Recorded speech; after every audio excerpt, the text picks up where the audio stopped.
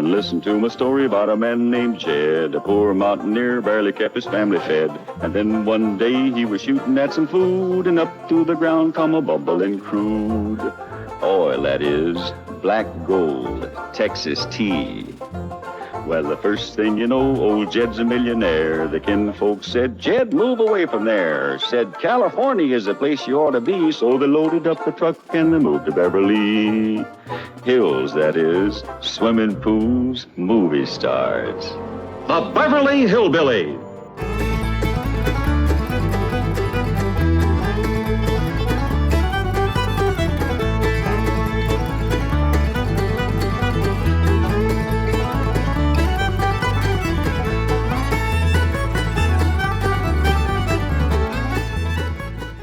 Come along and visit with the Clampett family as they learn the simple pleasures of the hills of Beverly.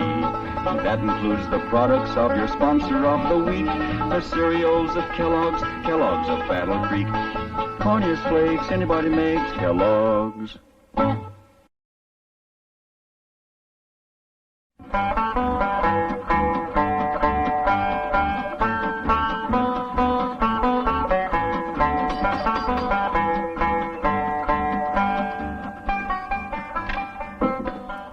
You're Jed Clampett. I'd know you anywhere. Jed Clampett, just like Mother described you. You more knows me? Well, we live just beyond the ridge from you, back home.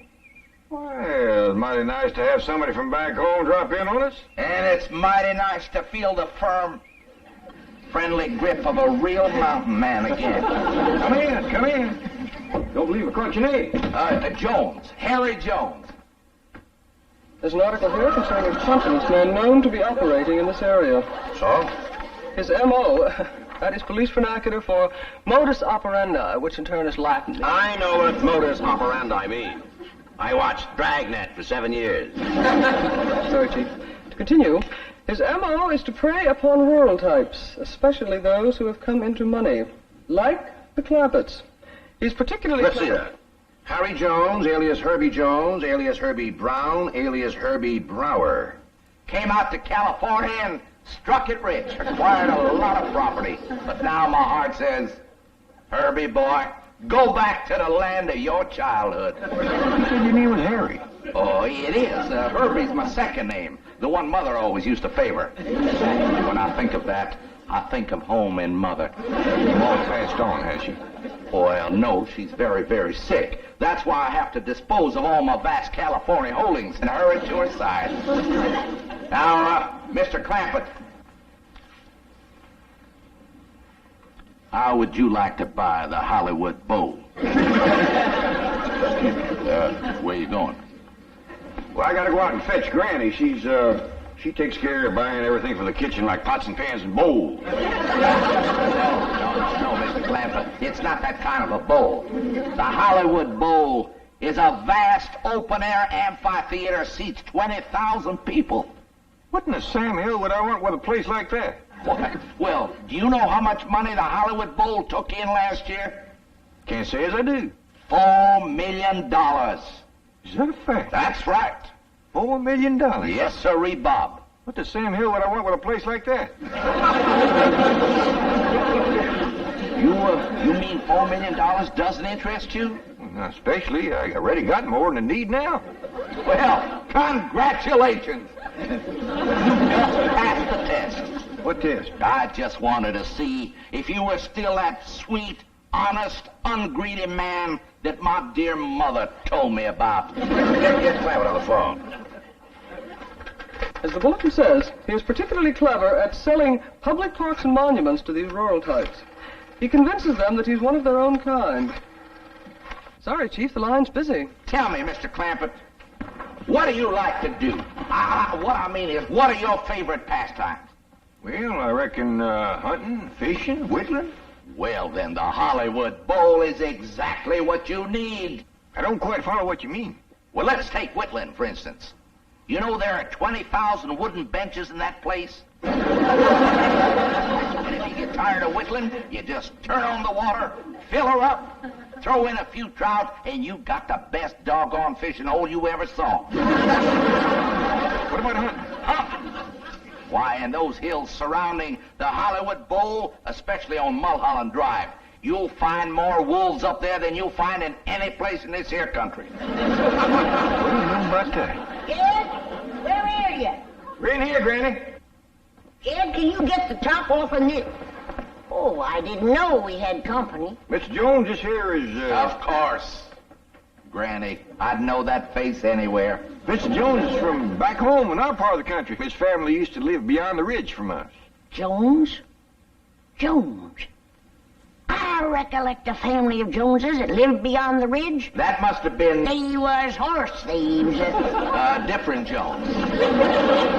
Yeah, I reckon so. Yes, I remember Mother always used to say, we must be twice as good to make up for the bad Joneses. Mr. Jones here is wanting me to buy the Hollywood Bowl off him. Hollywood Bowl? Hollywood Bowl? And this must be the young lady I've heard so much about, the lovely Ellie Mae. Well, the stories I've heard about you, my dear, don't do you justice. You have a much more mature beauty than I expected. Me? Why, you won't stay unmarried long in Beverly Hills, my dear. I'm surprised some handsome young movie star hasn't already claimed you for his very own. Me? Mr. Jones, I'm gonna tell him, Granny. Just let me take my time. Now, Mr. Jones, this here is my cousin, Pearl Bodine. I'm charmed to make your acquaintance, my dear. Miss Bodine. It's Mrs., but I'm a widow. Pearl, you seem to know about Hollywood Bowl. Oh, yeah, Dad, I heard about it. It's where they have all that open-air music and singing. Pearl here is right gifted at singing and playing and yodeling. Oh, Jed, I ain't neither. You are so. No, I ain't. Why, you sure are. I ain't. Let her win, Jed. For once, she's right. Mr. Clampett, if I may, as owner of Hollywood Bowl, I become an expert judge of musical talent. And I wonder if I might hear Mrs. Bodine perform. Well, I could yodel for you. Cut loose, Pearl. Ollie, ollie, ooh, ollie, ollie, ooh, ollie, ollie, ooh. Yeah, there's no question about it. That voice belongs in the open air. Theater. Where 20,000 people can listen and enjoy it. 20,000 people would pay to hear me? Why, my dear, they would fight for the privilege. How much you reckon they'd pay? Oh, I'd say at rock-bottom prices at least $5 a head. 20,000 at $5 a head? That's $100,000 for only one night. Jed, did you hear that? I sure did, Pearl. Mr. Jones, looks like you got yourself a deal. Your troubles is over. You mean it? Yes, sir. With a moneymaker like Pearl singing and yodeling for you, you won't have to sell your Hollywood Bowl. I won't.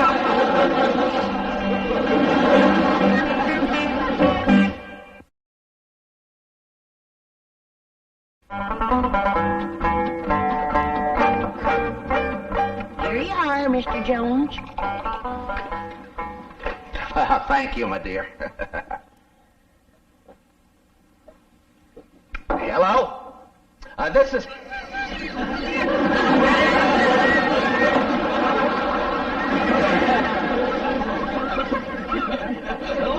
Mr. Jones call his lawyer yet? Trying to get him now. Seems to have a little catch in his throat. Pearl told us some news, Granny. Ma's gonna sing in Hollywood Bowl, huh? It ain't set for sure until he talks to his lawyer. But you've got to find a way to get out of those contracts. This woman is a tremendous talent. She's the greatest yodeler since Caruso. By George, I'm glad I'm selling the Hollywood Bowl. When a woman with the talent of Pearl Bodine can't play in my theater, then I'm through, you hear me?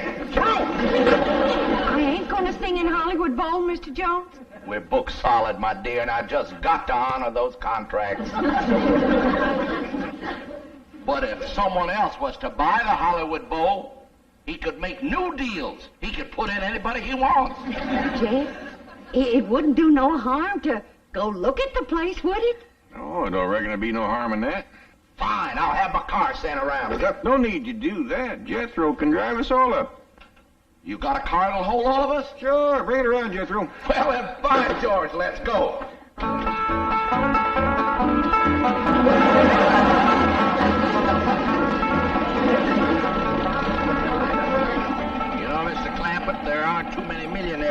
drive around in cars like this. Well, actually, my cousin Pearl deserves the credit. This is her. Shucks, this old thing. I've been after my cousin Jed to get himself a fancy, shiny new limousine. Yeah, boy, I sure would like to drive around one of them rascals. Well, once your ma is performing in your uncle's Hollywood Bowl, she'll be able to buy you a new car every week. Mr. Jones says when I commence to singing and a yodeling there, why, 20,000 people will be pushing and crawling at the gates. Yeah, trying to get out. What'd she say? Oh, she said that. Hey, Mr. Jones, what's that up there? Well, that's the entrance to Hollywood Bowl. Just kind of make a left there, boy. Well, let's see.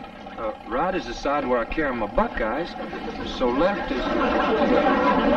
Turn it, boy! Turn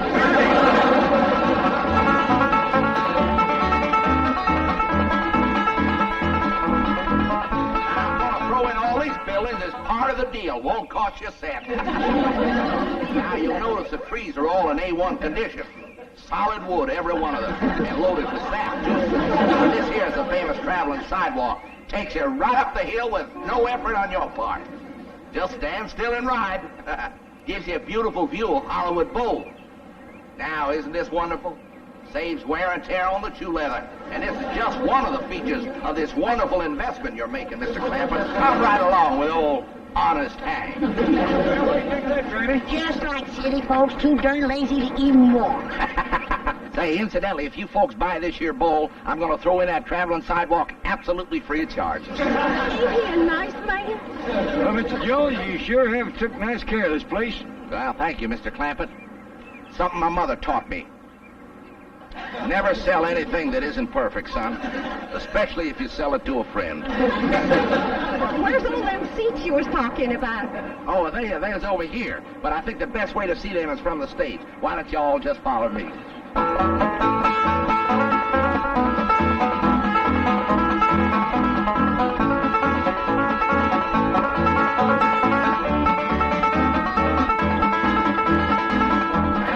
there are your 20,000 seats. Land of mercy. What do you think of that, Granny? Sure would hate to whitewash all them benches. Well, this'll sure be a dandy place for yodeling. Never seen nothing better. Jethro, you run up to them top seats way up yonder and see, can you hear me when I cut loose? Okay, Ma. Now, he ain't going to jump off that stage here. There's a 10-foot drop and then water.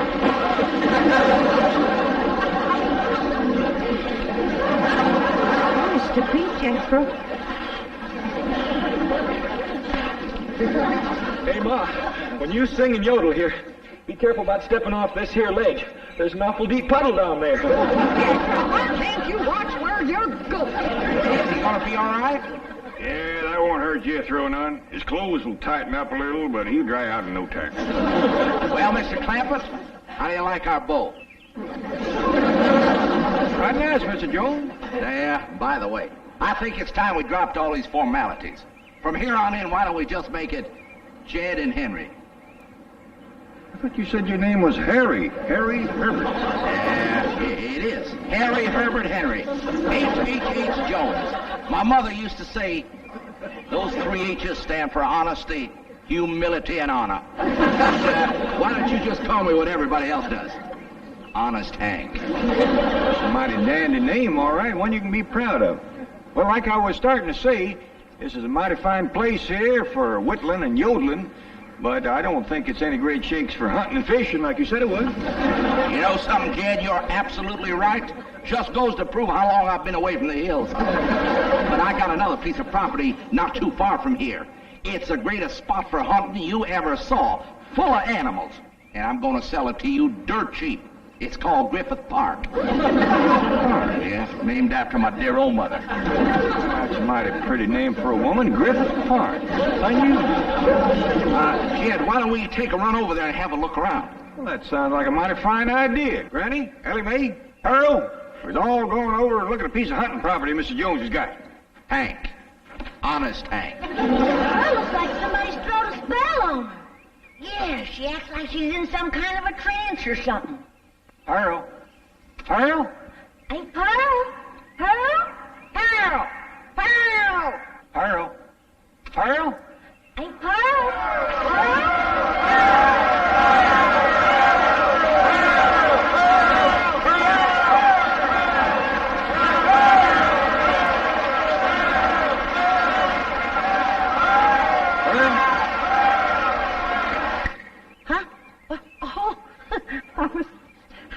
daydreaming. We saw going over to look at another place called Griffith Park. Does that mean you've decided against this one? No, I ain't decided nothing yet, Pearl. Come on, everybody, let's go.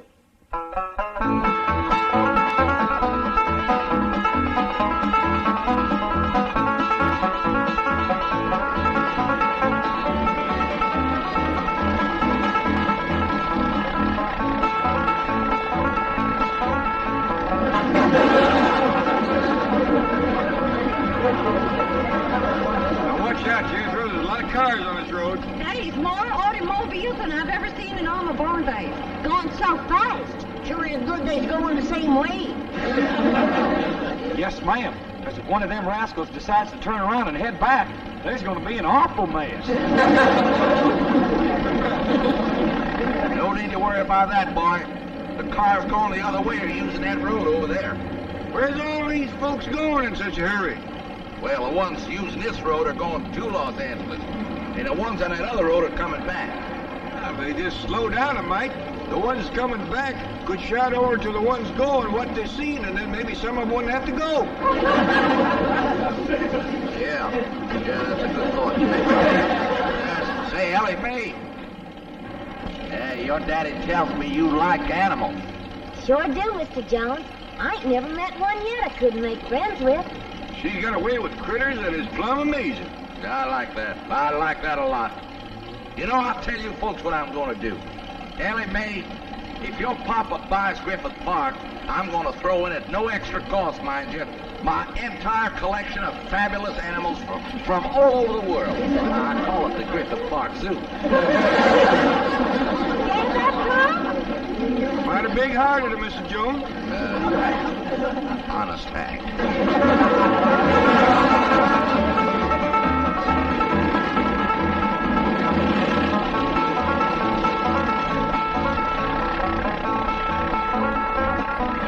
Ain't this beautiful? Just like back home. Ain't smelt piney woods like that since we left home. Uncle Jed, you just got to buy this.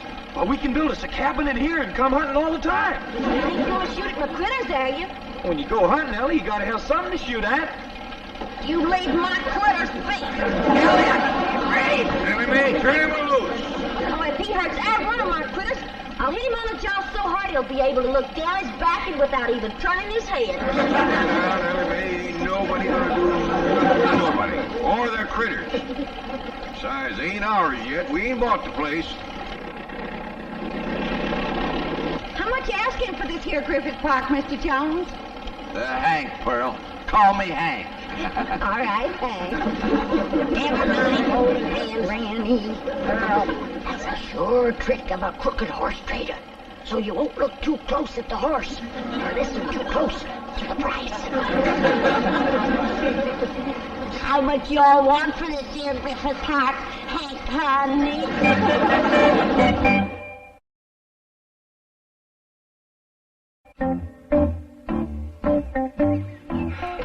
Not a sign of anybody inside the house. Nor outside. Oh, well, we're probably worried about nothing. You know, the odds are 1,000 to 1 against this confidence man singling out the Clampetts, and even greater against them falling for it. You know, Chief, according to the circular, one of his favorite schemes is selling Hollywood Bowl. Isn't that a wild one? Can you imagine anyone ignorant enough to actually... Hollywood Bowl? Hurry. Yes.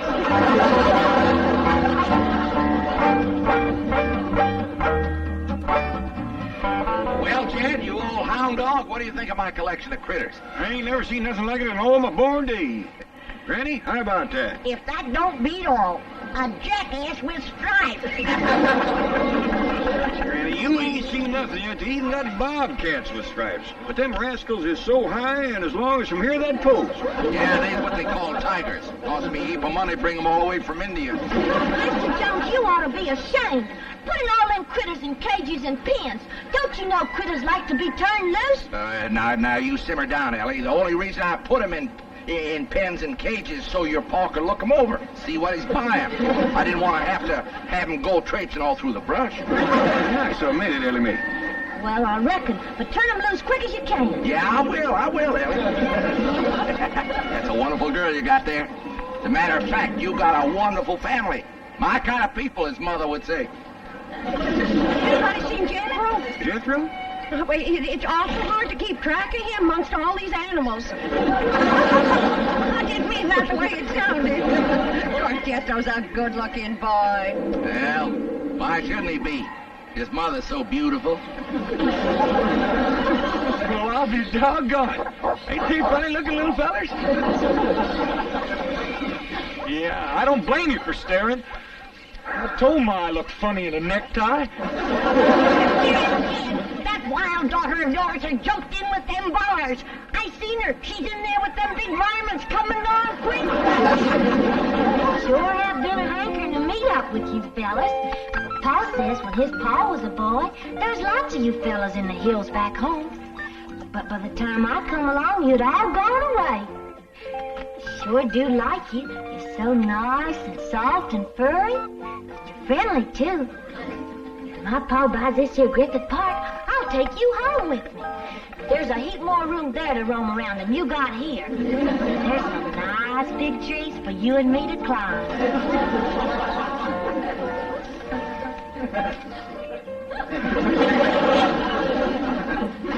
Oh, I can't look. One hug from those powerful arms could kill you. Don't squeeze too hard, Ellie Mae. Mr. Jones is worried you might hurt his bear.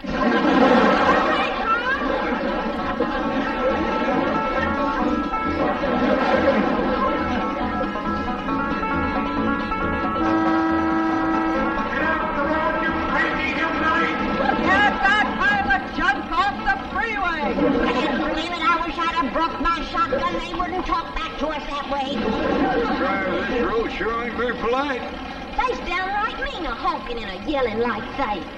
They had ought to be taught to drive with what you call courtesy. That means good manners. You got a wonderful idea there, young fella. And your Uncle Jed is just the man who can do it. Me? How? Well, if you owned this road, people would have to drive like you say. Is it for sale? Well, it wasn't, but I decided to make you a package deal. I'm going to sell you Griffith Park, the Hollywood Bowl, and the freeway that connects them. Tell you what, you come on home for supper with us and we talk it out. Jethro, you stop at the Hollywood Bowl. I want to take another look at where I'm going to be performing. Okay, Ma.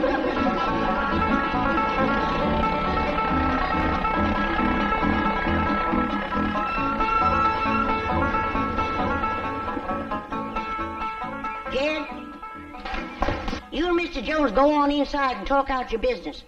Jethro and Ellie Mae and me will be back directly. Well, where are you going, Granny? I'll tell you later. Jethro, drive around the back. We got a few things to pick up.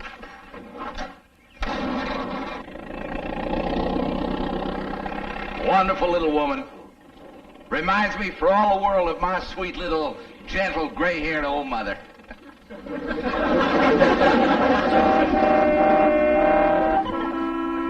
You heard me. I said if I let you use our freeway, do you promise to drive with... What is it again, Jethro? Courtesy. Yes. That means being polite to other folks driving. And not speeding or honking or yelling at them. Or cutting in and out of lanes. Over at school, they told us that causes accidents. Well, speak up. Do you promise? Yes, ma'am. All right. Get back in your car and pass through. Next.